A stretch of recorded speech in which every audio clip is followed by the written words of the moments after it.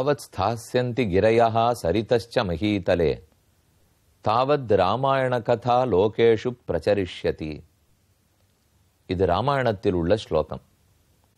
பிரம்மா வால்மீகிக்கு அருள் புரிகிறார். நீரே ராமாயணத்தை பாடுவீர். இவ்வுலகில் எவ்வளவு காலத்துக்கு இமயமலையும் தெற்கே குமரியில் கடலும் உயர்ந்த ஜோதிஷ் சக்கரங்களும் சூரியனும் சந்திரனும் இருப்பார்களோ அந்நாள் வரை ராமாயணம் வாழும்.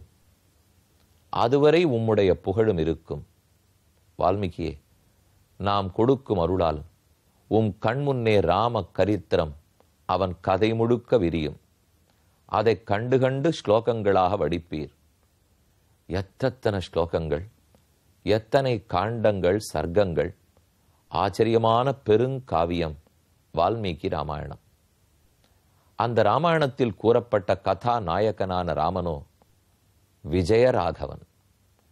அவனுக்கு வெற்றி எப்போதும் கையில் இருப்பது. ஆனால் விஜயராமன் என்கிற பெயரோடு எங்கேனும் இருக்கிறாரா? தஞ்சாவூர் ஊருக்குள்ளேயே மேலவீதியில் இருக்கும் விஜயராமனுடைய சந்நிதி. வெற்றி அவனுக்கு எப்போதும் கையில் இருப்பது. அவன் தோற்றாலும் ஜெயிக்கிறான். தன் படை வீரர்கள் யாரெல்லாம் எதிரிகளுடைய வீரர்களோ அல்லது எதிரி நாட்டு மன்னவனோ தன் வீரத்தால் அவர்களை வெல்லுகிறான். ஆனால் யார் ராமனை நோக்கி கைகூப்பி விடுகிறார்களோ அவர்களிடத்தில் தன் அருளால் பண்பால் வெற்றி கொள்கிறான். எல்லாரையும் ராமன் ஜெயிப்பதில்லை, அதாவது வீரத்தால் ஜெயிப்பதில்லை. நம் போன்றவர்களை அருளால் வெற்றி கொள்ளுகிறான். ராவணன் போன்றோரை வீரத்தால் வெற்றி கொள்ளுகிறான். விபீஷணன் போன்றோரை தன்னுடைய சௌசீல்யம், அடியார் கடங்கும் பண்பு, அன்பு, இது முதலான பண்புகளாலே வெற்றி கொள்ளுகிறான். தன் பேரழகால் சூர்பனகையே ஜெயித்தவனாயிற்றே. அனைவருக்கும் ஓர் அம்பு ராமனிடத்தில் உண்டு. அது இரும்பு அம்பு மட்டுமல்ல, அவன் அழகெனும் அன்பு, அவன் குணமெனும் அன்பு, அவன் பணிவிடை எனும் அன்பு. அந்த விஜயராமனை, வெற்றோடு இருக்கும் ராமனைத்தான் தஞ்சாவூரில் தரிசிக்க வந்திருக்கிறோம். இந்த திருக்கோயில் அழகான பல சித்திரங்களை நாம் சேவிக்கலாம். இந்த சித்திரங்கள் அனைத்துக்கும் இடம் கொடுக்கும் அளவுக்கு பெரிய காரம். அந்த நாளில் அரசர்களுடைய மனமும் தாராளமானது, விஷாலமானது. மக்களும் விஷாலமான மனதோடே இருந்தார்கள். கைவினைஞர்களும் தொழிலாளர்களும் மேலும் மேலும் பெருமானுக்கு பெருத்து செய்ய வேண்டும் என்கிற ஆசையோடு இருந்தார்கள். அதத்தனைக்கும் சாட்சிதான் இங்கிருக்கும் மண்டபங்களும் பிராகாரங்களும். வெகு சுத்தமாய் தூய்மையாய் இந்த கோயில் பராமரிக்கப்பட்டு வருகிறது. இதோ தசாவதாரத்தினுடைய சித்திர ரூபம். மீனோடு ஆமை, கேழல், அரி, குரலாய், முன்னுமிராமனாய், தானாய், பின்னுமிராமனாய், தாமோதரனாய் கற்கியுமானான் என்கிற திருமங்கையாழ்வாருடைய பாசுரத்தின்படி 10 அவதாரங்களும் முக்கியமானவை. பெருமானுக்கு எண்ணிறந்த அவதாரங்கள் இருந்தாலும் இந்த 10 தான் தனி சிறப்போடே கொண்டாடப்படுகின்றன. ஓரோரு அவதாரத்தில் பெருமான் ஓரொரு பண்பை வெளியிடுகிறான். மத்ஸ்யமூர்த்தி தன்னுடைய பார்வையால் தன் கண் கட்டாட்சத்தாலேயே ரட்சிப்பவன். ஆமை அனைத்தையும் தன் முதுகில் தாங்கக்கூடிய பலம். வராகம் ஆபத்து வந்த போது பெருங்கடலிலிருந்தே வெளியே தூக்கிவிட்ட சிறப்பு. நரசிம்மன் பக்த பிரகலாதனுக்காக, பக்தனுக்காக எங்கும் தோன்றுவான் என்னும் பெருமை. வாமனமூர்த்தி தன்னுடைய சொத்தை பெருமாள் ஒரு நாளும் விட்டு கொடுக்க மாட்டார். அது சிறிதளவு நிலமாக இருந்தாலும் பிச்சை எடுத்தாலும் திரும்ப மீட்டு விடுவார்.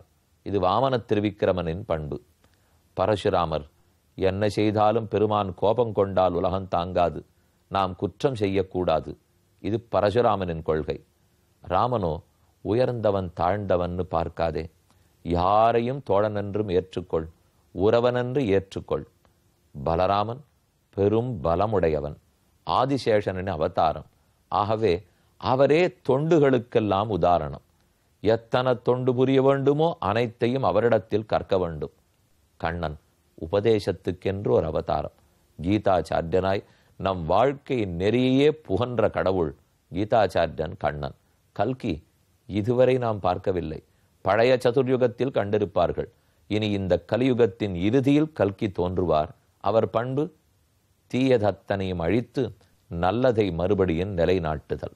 தசாவதாரத்தையும் சேவித்துக் கொண்டோம். எத்தனை வாகனங்கள் கண்டீர்களா? பெருமான் புறப்பாடு கண்டருளும் போது சேஷவாகனம், யாழி வாகனம், ஹம்சவாகனம், சிங்க வாகனம், அதோ அழகான பெரிய திருவடி கருட வாகனம், ஓர்புறத்தில் ஆஞ்சநேயர் திருவடி வாகனம், இப்படி பல வாகனங்களையும் தஞ்சாவூர் மேலவீதி ராமர் கோயிலில் தரிசித்துக் கொண்டோம். இந்த வாகனங்கள் இருக்கட்டும், ஆயிரக்கணக்கான வாகனங்களைத்தான் பரதன் காடு நோக்கி புறப்படுகிறான். வந்துவிட்டான். கங்கை கரையை அடைந்திருக்கிறான். நாம் இப்போது கங்கை காண் படலாம். கம்பராமாயணத்தின்படி பரதன் குகன் சந்திப்பை பார்த்து வருகிறோம். குகனென பெயரிய கூற்றின் ஆற்றலால் தொகை முரண் சேனையை துகளின் நோக்குவான் நகைமிக கண்கள் தீ நார நாசியில் புகை உற குனிப்புறும் புருவப் போர்விலான். குகனை ஓர் பாடலால் அவன் மனக்கிடக்கையோடு சேர்த்து கம்பர் வர்ணிக்கிறார். குகனென பெயரிய கூற்றின் ஆற்றலான். கூற்று என்பது யமதர்மனை குறிக்கும். குகன்னு பேர் சொன்னால் மக்களுக்குடனே யமதர்மராஜன் தான் ஞாபகத்துக்கு வருவராம். அத்தனை ஆற்றலும் சக்தியும் கொண்டவன். தொகை முரண் சேனையை துகளின் நோக்குவான் நகை மிக கண்கள் தீ நார. பரதனை கண்டவுடன் கண்களில் தீப்பொறி பறக்கிறது. நாசியில் புகை உற. ஒரு இடத்தில் நெருப்பு பிடித்தால் புகைய வேண்டாமா? கண்களில் நெருப்பு, மூக்கில் புகை. அவ்வளவு சூடான மூச்சோடே குனிப்புறும் புருவ போர்விலான். அவன் கையில் வில் வேண்டாம், புருவத்தை ஓர் நெறி நெறித்தானால் அதுவே வில் போன்ற புருவம். கட்டிய சுரிகையன், கடித்த வாயினன், வெட்டிய மொழியினன், விழிக்கும் தீயினன், கொட்டிய துடியினன், குறிக்கும் கொம்பினன், கிட்டியது அமரென கிளரும் தோளினான். குகன் ஆர்ப்பரித்து நிற்கிறான். வெகு நாட்களாக நம் தோள் பலத்துக்கு தகுந்த ஓர் போர் கிட்டவில்லை, இன்று கிட்டி இருக்கிறது என்று தோள் தட்டுகிறான். கட்டிய சுரிகையன், கடித்த வாயினன். நமக்கு ரொம்ப கோபம் வந்தால் வாயை கடித்துக் கொள்வோம். கடித்த வாயினன், வெட்டிய மொழியினன். நகரத்தவர்கள் போலே அப்படியே மெழுகினா போலே அவன் பேசத் தெரியாது. காட்டுவாசி. ஆகவே அவனுக்கு என்ன பாஷையோ நேர்மையோடே வெட்டு ஒன்று துண்டு ரெண்டு என்றுதான் பேசத் தெரியுமாம். விழிக்கும் தீயினன், அன் பார்வையில் நெருப்பு கக்குகிறான். கொட்டிய துடியினன், குறிக்கும் கொம்பினன். நீண்ட கொம்பு என்றும் வாத்தியத்தை வைத்து அதை ஊதி ஆங்காங்கிருக்கும் வேடர்கள் அனைவரையும் கூப்பிடுகிறான். அப்போது கூறுகிறான், எலியலாம் இப்படை அரவம் யான் என ஒலிவுலாம் சேனையை உவந்து கூவினான். வலிவுலாம் உலகினில் வாழும் வள்ளுகிர் புலியலாம் ஒரு வழி புகுந்த போலவே. இதென்ன பெரும் படை? பரதன் இதை ஒரு பெரும் படை என்று மதித்தா வந்திருக்கிறான். எலியலாம் இப்படை. இந்த படை எலி போன்றது. நாம் அதை தின்று முடிக்கக்கூடிய பாம்பு போன்றவன். இந்த படையில் ஒருத்தனும் நம்மை தாண்ட மாட்டான். அருகில் இருக்கும் வீரர்கள் அனைவருக்கும் ஆணையிடுகிறான். தோன்றிய புளிங்கரை நோக்கி சூழ்ச்சியின் ஊன்றிய சேனையை உம்பர் ஏற்றுதற்கேற்றனன். என் உயிர் துணைவர்க்கு ஈகுவான் ஆன்ற பேர் அரசினி நீர் அமைதிர் ஆம். என்னுடைய உயிர் தோழனான ராமன் என் தலைவன். அவனுக்கா தீங்கு செய்வதற்கு வருகிறான். நாம் அனைவரும் உயிரிழப்போமே தவிர இவனை தாண்டி போக விட மாட்டோம். அஞ்சன வண்ணன் என் ஆறுயிர் நாயகன் ஆளாமே. வஞ்சனையால் அரசு எய்தி மன்னரும் வந்தாரே. செஞ்சரம் என்பன தீ உமிழ்கின்றன. செல்லாவோ உஞ்சிவர் போய்விடின் நாய்க்குகன் என்று என்னை ஓதாரோ. என்னை உலகமெல்லாம் ஏசும் என் நாயகன் ராமன் ஆள வேண்டிய அரசனையை இந்த பரதன் ஆள வேண்டும்னு நினைத்து நான் அதற்கு துணை போய் ராமன் எங்கிருக்கிறான் வழிகாட்டினேன். ஆனால் இந்த நாய்க்குகன் இதை விட இறந்திருக்கலாம் என்று ஊர் என்னை சொல்லும். ஆழ நெடுந்திரை ஆறு கடந்திவர் போவாரோ. வேழ நெடும்படை கண்டு விலங்கிடும் வில்லாளோ. தோழமை என்று அவர் சொல்லிய சொல்லொரு சொல்லன்றோ. ஏழமை வேடன் இறந்திலன் என்றனை ஏசாரோ. இதைவிட ஏழை வேடன் இறந்திருக்கலாம். அன்று ராமன் இந்த குகனுடைய தோளோடு தோள் கோர்த்து கொண்டு உன்னை எனக்கு நண்பன் தம்பின்னு கூறினானே. இதை விட இவன் உயிர் தேவையா? அந்த ராமனுக்கு இவன் ஏதானு தீங்கு செய்யலாமா என்று மக்கள் என்னை கூறுவார்கள். இவனை விடமாட்டேன் என்று தைரியமாக வில்லை தரையில் ஊன்றி நிற்கிறான். சுமந்திரனித அறிகிறான். குகனை ஓர்புறம் பார்த்து மற்றொரு கண்ணால் பரதனை பார்த்து கொண்டு இருவரையும் அருகே கூட்டி வந்து ஒருத்தருக்குருத்தர் அறிமுகப்படுத்தி வைக்கிறான்.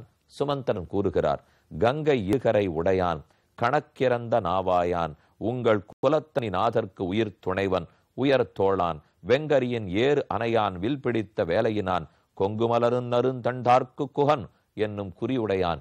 இவன்தான் குகன். பரதானிமிருந்து பார், கங்கையினுடைய 2 கரைக்கும் சொந்தக்காரன். பரதன் கவலைப்படவில்லை. கணக்கிறந்த கப்பல்களுக்கு சொந்தக்காரன். பரதன் கவலைப்படவில்லை. அவன் நாட்டுக்கே சொந்தக்காரர். இதுவா அவனுக்கு மனசில் படப்போகிறது? கடைசியாக எதை கூறினால் பரதன் தலை நிமிர்வாரோ அதை கூறுகிறான். உங்கள் குலத்தனி நாதற்கு உயிர் துணைவன். உங்கள் ராமனுக்கு இவன்தான் உயிர் துணைவனால் என் ராமனுக்கு ஒரு நண்பனா என்று தலை நிமிர்ந்து பார்த்தான். ஒருத்தருக்கொருத்தர் கண்கள் சந்தித்து கொண்டன. இருவர் கண்களிலும் கண்ணீர். ஆனா இந்த கண்ணீருக்கு நாயகன் ஓரி ராமன். அந்த ராமனை குறித்துத்தான் இவனுக்கும் பக்தி அவனுக்கும் பக்தி. ஒத்தருக்கொத்தர் பக்தி கண்கள் கலக்க ஓரளவு புரிந்து கொண்டார்கள். எதற்கு நிற்க தேவையில்லை. அவனும் ஒரு பக்தன். கண்களில் உண்மை கொப்பளிக்கிறது. இவன் ஒரு தம்பி பக்தன். அதைவிட நேர்மையோடே தான் கிடைத்த ராஜ்யத்தை அழித்து விட்டு ஓடி வந்திருக்கிறான். ஆகவே கொஞ்சம் நிதானிப்போம், அவசரம் வேண்டாம் என்று குகன் நிற்கிறான். குகனை கண்ட பரதன் வெகு ஆனந்தப்பட்டு, இவன் நம்முடைய அண்ணனுக்கு ஏற்ற நண்பன்தான். எத்தனை கோபத்தோட 1 நிமிஷம் முன்னால் குதித்தான். அவன் கோபத்தை கண்டு பரதன் கவலைப்படவில்லை. அதை கண்டு தப்பாகவும் எண்ணவில்லை. நம் ராமனை காக்கும் கோபம்தானே இவனுக்கு. நாமும் அதற்குத்தான் வந்திருக்கிறோம், இவனும் அதற்குத்தான் இருக்கிறான்.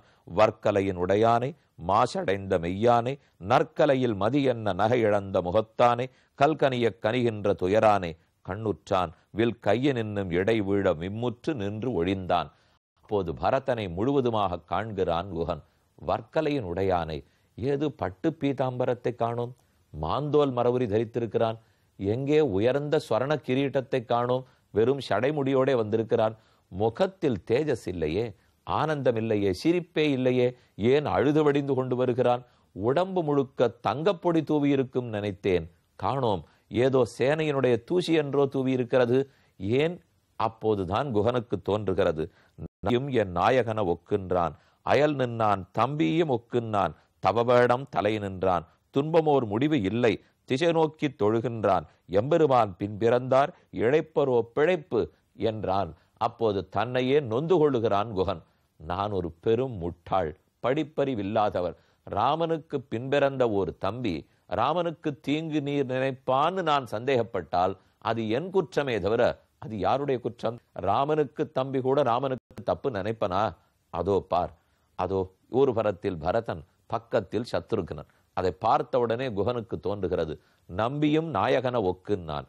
இந்த பரதனை பார்த்தா ராமனை பார்க்க வேண்டாம் போல இருக்கிறதே. அதே வர்ணம், அதே முகர்ஜாடை. பக்கத்திலே சத்ருக்னன் இருக்கிறானே, அயல் நின்னான், தம்பியும் ஒக்குன்னான். அந்த லக்ஷ்மணனை பார்த்தால் இவனை பார்க்க வேண்டாம்.